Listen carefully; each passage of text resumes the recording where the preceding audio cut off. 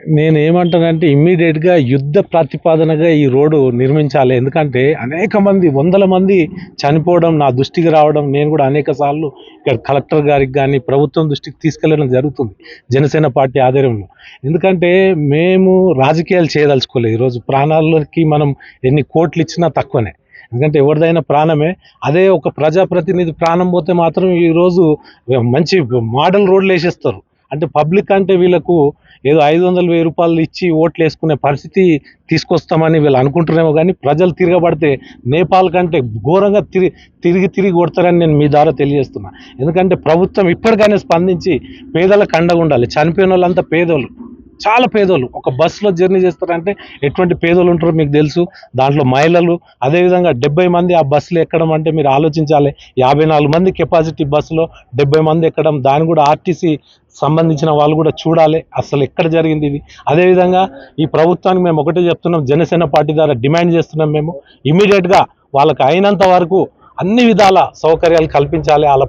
ఎవరైతే ప్రాణాలు కోల్పోయారో వాళ్ళకు ప్రభుత్వ ఉద్యోగం కూడా ఇవ్వాలని నేను మీ ద్వారా తెలియజేస్తున్నా. అదేవిధంగా ఏదో 5 లక్షలు, 2 లక్షలు ఇచ్చి ఈరోజు జరిపోయిందంటే కాదు. రేపు ప్రజలు మీ మీద తిరగబడతారు.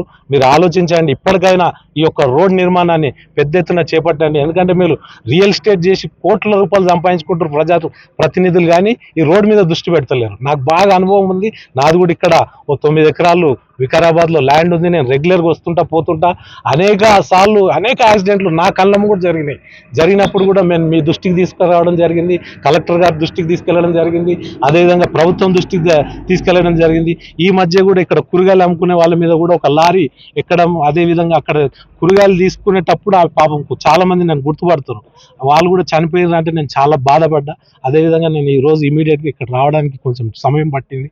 కాకపోతే ఏంటంటే ఇది దుర్ఘటన ఇట్లా జరుగుతుందని ఊహించలేము మేము. పొద్దున్నే ఈ న్యూస్ వింటాను కూడా నేను చూడలే. అది 24 మంది చనిపోవడం అంటే చాలా బాధాకరమైన విషయం.